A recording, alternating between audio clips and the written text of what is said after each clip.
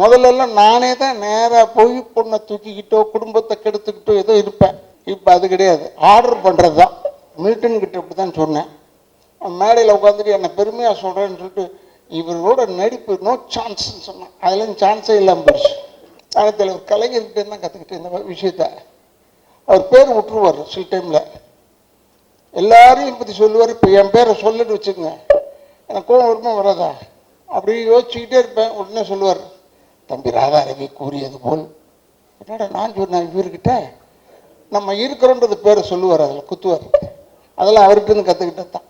என்னென்ன படம் வந்து 5 நாள் தானே ஓடிச்சு, 10 நாள் தானே ஓடிச்சு, அப்புறம் தேட்டர் எடுக்கிறேன்னு சொல்லி அதெல்லாம் அப்படி தாண்டா. இப்போல்லாம் வந்து 2 வெற்றிகரமான 2வது நாள் போடுறாங்க. ஒன்று 5 நாள் ஓடி இருக்கு, அதை சொல்லு. இங்கே கூடியிருக்கும் என் குடும்பத்தை சேர்ந்தவர்களே, மேடையில் அமர்ந்திருக்கும் அத்தனை பெரியவர்களுக்கும் சிறியவர்களுக்கும், ஜேபியில் வந்திருக்காரு, கிருஷ்ணா வந்திருக்கான். அவங்களாம் அந்த படத்தில் வந்து ஏதோ ஒரு விதத்தில் கனெக்டட். அவங்க வந்ததும் எனக்கு ரொம்ப பெருமையாக இருந்தது. இன்னொன்று, டான்ஸ் மாஸ்டர் வரும்போது அவர்கிட்ட வரும்போதே உள்ளே வரும்போதே சொல்லிட்டேன், இந்த மாதிரி பேண்ட் சட்டை போகலான்னு தான் வீட்டில் திட்டுறாங்க. யார் உங்களை அந்தளவுக்கு இருக்கு, அவர் போட்டால் தான் அழகாக இருக்கு. அப்பேற்பட்ட ஒரு நல்ல மனிதன். இன்னொன்று எனக்கு என்ன பிடிச்சதுன்னா, மாஸ்டர்கிட்ட எல்லா அவர் படம் எடுத்தாருன்னா, அவர் படம் நடிக்கிறாருன்னா ஏதாவது ஒரு சாங்கில் வருவார், ஒரு சின்ன பிட்டாவது வருவார். அது எதுக்கு வராருன்னு எனக்கு தெரியாது. டே நீ ஒழுங்காக ஆட மாட்டேடா, எப்பயாவது நீ ஆடுறதை பார்த்துக்கடான்னு அதுக்கு வராரா என்னன்னு எனக்கு தெரியாது. ரொம்ப பிரமாதமாக செய்யக்கூடிய மனிதன். இப்போ கிருஷ்ணன் பேசும்போது சொன்னான், ராதாகிருஷ்ணன், இப்போ நீங்கள்லாம் வந்து உண்மையில் இந்த காலத்தில் இவ்வளோ வேகமாக இருக்கணுன்றதை கற்றுக்கிட்டதே இவனுக்கிட்ட இருந்தான். ஏன்னா நாங்கள் எங்கே பழைய வந்தாலும் அப்படி வந்துக்கிட்டு போயிட்டுலாம் முடியாது. இப்போ தேவான சகோதரர்கள் இருக்காங்கன்னா நாங்களாம் ஒரு செட்டு தான் இல்லை, நாங்களாம் ஒரு பெரிய செட்டு. அப்போ சொல்லிட்டு இருந்தேன் ஜெயபிரகாஷ்கிட்ட, நாங்கள் ரொம்ப நல்லவங்க இல்லை, பட் இப்போ நல்லவங்களாகிட்டோம். ஏன்னா முடியாமைன்னு ஒன்று இருக்கு பாருங்க, அதை ஒன்றுமே சொல்ல முடியாது, செய்ய முடியாது. நான் எல்லாருக்கும் அட்வைஸ் தான் பண்ணுவேன். எனக்கு இவன் வந்து படம் புக் பண்ணும்போது இவனுக்காகலாம் நான் நடிக்கல, இவங்க அப்பாவுக்காக நடித்தேன். யாரோட எதுக்காக இவரில் ஒத்துக்கிட்டாருன்னு ரொம்ப பெருமையாக சொல்லிட்டு இருந்தாங்க. நான் இவங்க அப்பாவுக்காக ஒத்துக்கிட்டேன். அவர் பேர் என்னன்னா கருணாநிதின்னு பேர். எனக்கு ரொம்ப பிடிச்ச பேர் தான். பரவாயில்ல, நான் வரேன். நான் எதுக்கு சொல்கிறேன்னா, இவன் எடுத்தான் அன்பண்ணன் தான் பேக் பண்ணுறாரு சார்னு சொல்லிட்டு இவன் அவரை பார்க்கறதுக்கு 4 வருஷமாச்சு. நான் டெய்லி போவேன், அவர் வீட்டு தாண்டி தான் போவேன் எங்கள் ஹாஸ்பிட்டலுக்கு. அப்போது பார்க்கும்போது கருணாநிதி நான் பார்ப்பேன். கருணாநிதி பார்த்தாலே அன்பு இருக்காருன்னு அர்த்தம். நல்ல எதையுமே அதிகமாக யூஸ் பண்ணிக்க மாட்டார் இவங்க அப்பா. அது மாதிரி இப்போ எனக்கு ப்ரொடியூசர்னு அறிமுகப்படுத்தினாங்க. நான் நினச்சிக்கிட்டு இருக்கேன் அன்பு சார் தான் எடுக்கிறாருன்னு பார்த்தா இவன் ஒரு ப்ரொடியூசர் இருக்கான். அதில் இப்படி எல்லாரும் சேர்ந்து இந்த படத்தை வந்து பெரிய வெற்றி படமாக, ஏன்னா ஹீரோவை பண்ணுறவன் வந்து ஜேபி பையன் ஜெயபிரகாஷ்ன்னு எனக்கு நல்லா தெரியும். இருந்தாலும் அவன் பையன் தெரிஞ்ச உடனே எனக்கு ரொம்ப உண்மையான ஒரு புலங்காகிதம். இங்கே இருக்கிறவங்க அத்தனை பேருமே இந்த படம் நல்லா ஓடணும்னு சொன்னாங்க. இப்போ கூட சகோதரர் நான் வில்லன் செஞ்சுட்டேன் இதில் அப்படின்னு சொல்லி என்னை பற்றி ஏதோ சொன்னார். அப்போ பேசும்போது நோ சான்ஸ் ராதாரவின் இப்படி சொல்லாதீயான்னு சொல்லியிருக்கேன். பல மில்டன் கிட்ட இப்படி தான் சொன்னேன்.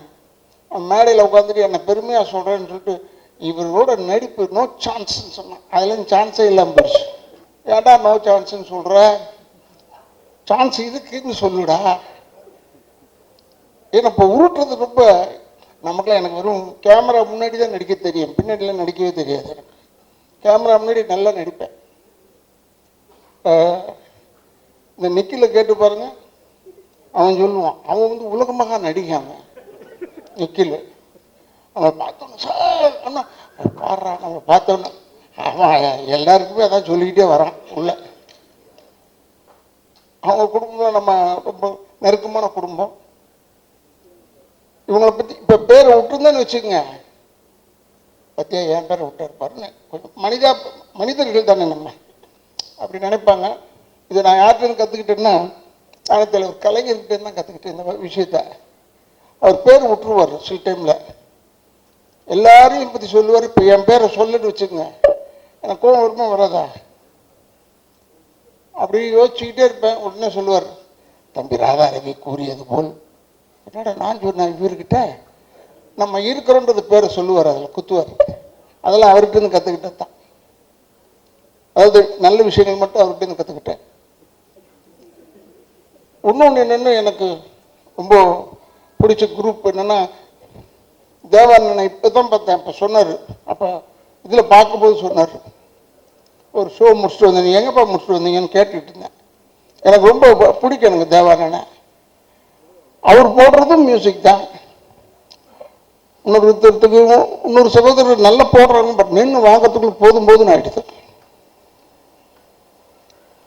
பி வாசு என் படத்துக்கு சொன்னார், இது நம்ம பூமி தானே, நான் எடுக்கிறேன், அப்போ நீ இருந்து இந்த பாட்டை வாங்கிட்டு வந்துருன்னு சொல்லிட்டு போயிட்டு இருக்கிற.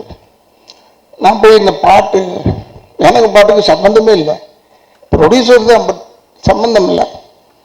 அப்போ ஒரு பாட்டை போட்டு கொடுத்தாங்க, கொடுத்துட்டு போய் எடுத்து போய் போட்டேன். அப்போ அவர் மியூசிக் டைரக்டரே சொன்னார், இது ரொம்ப கொஞ்சம் ஒரு பழைய டியூன்லேருந்து எடுத்துட்டா, நான் அவசரப்படுறியா அதுக்காக செஞ்சேன், பழதாக இருக்கலாண்ணே, ரொம்ப ஊசி போய் கிடக்குது, என்ன இழுத்த நூல் வருதுன்னு சொல்லிட்டேன். ஏன் ரொம்ப பிரமாதமாக சொல்கிறேன் என் ராதாரவி, கேளுங்க ஏன்னு சொல்லிட்டு எல்லாருக்கையும் சொல்லியிருக்காரு. இதெல்லாம் எதுக்கு உங்களுக்கு சொல்கிறேன்னா, உண்மைக்கு பயம் வரவே கூடாது. உண்மைக்கு மட்டும் பயம் வரவே கூடாது. எங்கே இருந்தாலும் துணிச்சலாக சொல்லணும். இப்போ கூட நான் கேட்டேன், அவன் பேர் என்ன கன்னடத்தால், சரண்ராஜ், அவங்க ஏன் வரலன்னு கேட்டேன். அவங்க கூப்பிட்டாங்களா என்னன்னு தெரியல. அவன் நல்லவன் தானே, வருவானே, ஏன் வர மாட்டான்? ஏன்னா வரணும், எல்லாருமே ப்ரொமோஷனுக்கு. ஒருவேளை இந்த மாதிரி படங்களுக்கெல்லாம் வந்தால் பெரிய ஹெல்ப்பாக இருக்கும், படம் ஓடுறதுக்கு பெரிய உதவியாக இருக்கும். ஏன்னா இது ஆடட் அட்ராக்ஷன் தான். இந்த ஃபங்க்ஷன் வைக்கிறாங்களா, இதெல்லாம் வந்து ஒரு added attraction for a film. ஏன்னா வேற ஒன்றுமே செய்ய சொல்லி என்னை வந்து டான்ஸ் ஆடுங்கன்னு சொல்லலை, வந்து நின்று பேசிட்டு போங்கன்னு நம்மளால எது முடியுமோ அது தெரிஞ்சுதான் சொல்றாங்க. எதுக்காக சொல்றோம்னா, இப்போ நீங்க யூடியூபர்ஸ் எல்லாம் இருக்கீங்க, பத்திரிகையாளர்கள் சில பேர் இருக்காங்க, எல்லாருமே நல்லதா போடுவாங்கன்னு சொல்ல முடியாது. சில டைம்ல அப்படி ஒரு பொடி வைப்பாங்க. உங்களுக்கு ஏன் சொல்றேன்னா, இந்த படம் ஓடுறதுக்கு நீங்க ஹெல்ப் பண்ணணும்னு ஒருத்தர் கேட்டுக்கிட்டு இருந்தார். நான் அப்ப நினைச்சுக்கிட்டேன், அவங்கள போய் கேட்டால் அவங்க என்ன செய்ய முடியும், நம்ம நல்ல படமா எடுக்கணும். பட் இந்த படம் நல்லா இருக்குன்னு ஏன் சொல்றேன், நானும் படம்லாம் பார்க்கல. ஏன் நல்லா இருக்கு சொன்னா, தண்ணி பஞ்சம் நம்ம ஊர்ல ஹெவியா இருக்கு, பயங்கரமா இருக்கு. அதை வச்சு கதை பண்ணியிருக்காங்கன்னும் போது டெஃபினட்டா இந்த வெற்றி வந்து தண்ணியில் எழுதிய வார்த்தை மாதிரி இருக்கக்கூடாது, கல்வெட்டாக இருக்க வேண்டும். இந்த படம் நம்ம ஊருக்கு இன்னைக்கு இருக்கிற சூழ்நிலைக்கு கல்வெட்டாக நிச்சயமாக இருக்கும், அதுல எந்த விதமான சந்தேகம் கிடையாது. உனக்கு சொல்றேன், டைரக்டருக்கு சொல்றேன், என்னென்ன படம் வந்து 5 நாள் தானே ஓடிச்சு, 10 நாள் தானே ஓடிச்சு, அப்புறம் தேட்டர் எடுக்கிறேன்னு சொல்லி, அதெல்லாம் அப்படிதான்டா. இப்பெல்லாம் வந்து வெற்றிகரமான 2வது நாள் போடுறாங்க, ஒன்று 5 நாள் ஓடி இருக்கு. அதை சொல்லு. ஏன் சொல்றேன்னா, இப்போ நான் கூட கடைசி தோட்டான ஒரு படம் நடித்தேன், அந்த ரிலீஸ்லேயே பெஸ்ட் பிக்சருங்க இதுன்னு சொன்னாங்க. அப்போ ஒரு 3 நாள் படம் சேர்ந்தாப்புல ரிலீஸ் ஆச்சு. அப்பாடா, பெஸ்ட் பிக்சர் எப்படி ஒரு 25 நாள் ஓடும். பார்த்தா 8 தேட்டர்லேருந்து எடுத்துட்டாங்க, தேட்டர் கிடைக்கல.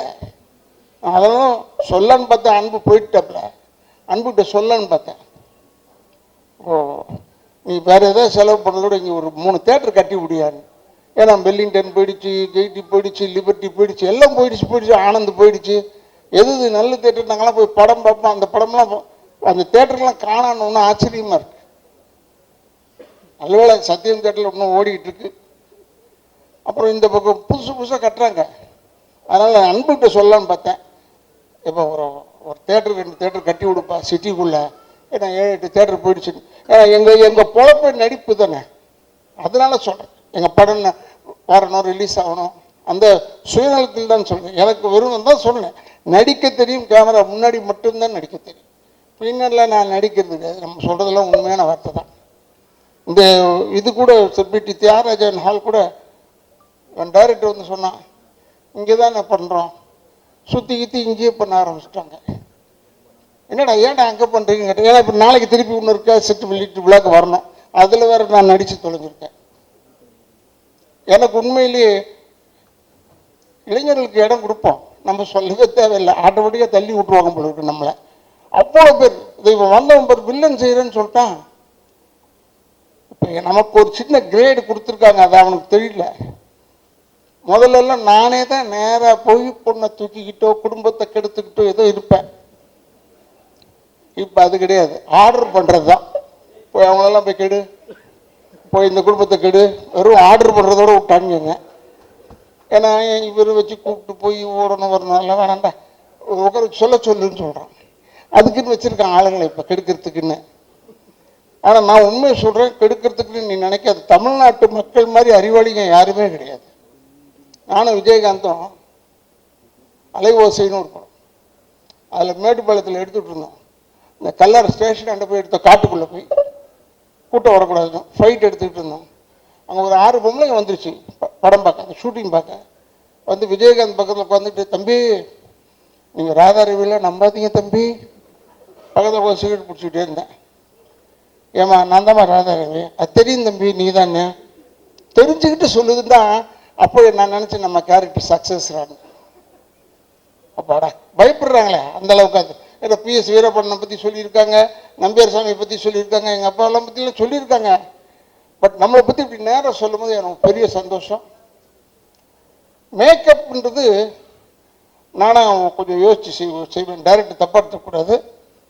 அமரன் படத்துக்கு இப்படி தான் இந்த முடியை ஷார்ட் ஆக்கி ப்ளீச் பண்ணேன், வெள்ளை ஆகணும்னு ப்ளீச் பண்ணி இந்த கண்ணு ரெப்பையே கிழிஞ்சு போச்சு. அப்போ அந்த ட்ரெஸ்ஸெல்லாம் மாட்டிட்டு பல்லெல்லாம் போட்டுட்டு அப்படியே வந்தேன் காரில். ஹார்பருக்கு போகணும், 12வது நம்பர் கேட்டு தான் உள்ள. அது போகிறதுக்கு முன்னாடி போலீஸ் நிறுத்தி தூர்தர்ஷன் வழியாக சுற்றி போங்கன்னு சொல்லிட்டான். அப்போ என்ன பார்த்து சொன்னான், டே சேட்டே சுற்றிப்போ. அப்போ நான் சொன்னேன், வெற்றி ஆகிட்டோம்டா. ஏன்னா என்னை பார்த்து டே சேட்டுன்னு சொல்கிறான், சாதாரணமாக பார்த்துருந்தா சொல்ல மாட்டான். இது எதுக்காக சொல்கிறேன்னா, படத்தில் நடித்து பேர் கிடைக்கும்ன்றது ஒன்று இருக்கட்டும். இப்போ படங்கள் வந்து பெருசாக நிறைய படம் வந்துக்கிட்டே இருக்கு. 200 படம் நின்னாலும் தப்பு சொல்கிறாங்க, 200 படம் வந்தாலும் நான் தப்பு சொல்கிறேன். கூட்டம் வந்துக்கிட்டே இருக்கு, ரெடியாக இருக்காங்க, சுட சுட சீட்டு சூடு அப்படியே இருக்கு, படம் மட்டும் வந்துக்கிட்டே இருக்கு. அது கொஞ்சம் அடங்கணும் இல்லை, அதுக்காக சொல்கிறேன். நீங்கள் இதெல்லாம் பற்றி ஒரி பண்ணாமல் இந்த படத்தை எடுங்க கொடுங்க, வெற்றி ஆகணும் எல்லாருக்கும். எனக்கு கூட ஆசை தான், 100 நாள் ஓடினா எனக்கு பெருமையாக இருக்கும். நிறைய படம் ஓடணும், இவனுக்கு நிறைய படம் வரணும். இந்த டைரக்டர் இந்த டீமுக்கு நல்ல டீம் வந்து யங்ஸ்டர்ஸ் டீம். இந்த கேமராமேனை காமிச்சாங்க, இப்போ தான் பார்த்தேன் நான் அவர்கிட்ட சொல்லிகிட்டு இருந்தேன். இருக்கிறதுலேயே ஒன்றான ஒரு ஒர்ஸ்ட்டு கேமராமேன் தான், ஒர்ஸ்ட்டு கேமராமேன். அவருக்கு பர்ஃபெக்டாகி வர வரைக்கும் விட மாட்டான் அந்த ஆள். சாப்பிடுச்சிட்டான் என்னெல்லாம் என்கிட்ட பேசுறதுக்கே யோசிப்பாங்க. இவன் வந்து கேமராமேனை தட்டி விட்டுருவான். கேமராமேன் வந்து சார் இங்கே நிற்கிற சார் இப்படி திரும்பணும் சார்னா சொல்லுவார். என்ன இது இளவா போச்சு இது, யார் அவனை கேமராமேனை போட்டது? ஷார்ட் எடுத்து ஓகே சொல்ல வேண்டியது தானே. நமக்கு ஒரு ஏஜுக்கு மேலே போனோம்னா நின்று நடிச்சுட்டு இருக்கிறது கொஞ்சம் யோசிக்கிறோம். பட் படம் வந்துகிட்டு இருக்கும்போது இதில் கூட பாருங்க, மேக்கப்லாம் போடல, சும்மா சொந்த முடியோடு அவர் வந்தாருங்க. அதில் பெருமைக்காக இல்லை, விக்கு வைக்கிறதுக்கான டைம் ஆகும். நீ வேறு இது போதும். இந்த படம் எடுத்து எவ்வளோ வருஷம் ஆச்சுன்னா 4 வருஷம் ஆச்சு இல்லை. அதனால் நீ ஒன்றும் கவலைப்படாத. 12-13 வருஷம் கழிச்சு ரிலீஸ் ஆன படம் சூப்பர் டூப்பர் ஹிட் ஆகிடுச்சு. 12, 13க்கே அப்படின்னா நீ 4 தானடா ஆகுது. இப்போ ஜனங்களுக்கு அதான் டேஸ்ட் போல இருக்கு. பழைய படமாக கொண்டாந்து விடணும், அப்போ நல்ல படம் எடுத்துகிட்டு போகணும்னு அர்த்தம். இப்போ எடுக்க மாட்டோம்னு அர்த்தம். இப்போ எடுக்கிற படம்லாம் நிறைய வருது. என்ன அவன் பேரையும் ஹீரோ ஹீரோயின் பேரை தெரிஞ்சுக்கிறதுக்குள்ள போதும் போதும்னு ஆயிடுது எனக்கு. மற்றவங்களை பற்றி சொல்லலை. ஏன்னா நான் எல்லாரோடையும் பேரை சொல்லி அன்பா பேர் இருக்கிறதே அடையாளத்துக்கு தானே. அந்த பேர் இல்லாமல் சொல்வது எனக்கு அவ்வளோ ஒத்து வராது. அதனால் இந்த படம் வந்து இந்த படத்தில் கூட வீட்டில் கூட கேட்குறாங்க, என்ன படத்துக்கு போகிறீங்க, கேசட் வெளியிட்டுருக்கேன். நான் சொன்னேன் படம் பேர் தெரில, என்ன படம்னா அவன் டைரக்டர் பேர் தெரியுது, எல்லாரும் பேரும் தெரியும், படம் பேர் தெரியல. அப்புறம் இங்கே தான் வந்து பார்த்தேன், வருணன்னு போட்டுருக்குல்ல. வருணன்னா ஏதோ தண்ணி சம்பந்தமாகவும் இல்லை மழை சம்பந்தமாகவும் இருக்கணும்னு நினைக்கிறேன். எனக்கு அவ்வளோ தூரம் தமிழ் தெரியாது, அதுக்காக சொல்றேன். ஏன்னா எனக்கு அவ்வளோ கிளியராக இதை யோசிக்கிறதுக்குள்ள காரில் போகும்போது நாங்கள்லாம் டைட்டில் வச்சுருப்போம். அப்போல்லாம் வந்து காரில் அப்படி போகும்போது பாஸ் ஆகும்போது படிச்சுடுவோம் டைட்டில். இப்போ அப்படி இல்லை, போய் அடுத்த தெருவில் போய் நின்று படித்து யோசிக்க வேண்டிய இதாண்டா டைட்டிலாக இருக்கும்னு. இப்போ நிறைய வந்துருச்சு டைட்டில்லாம்.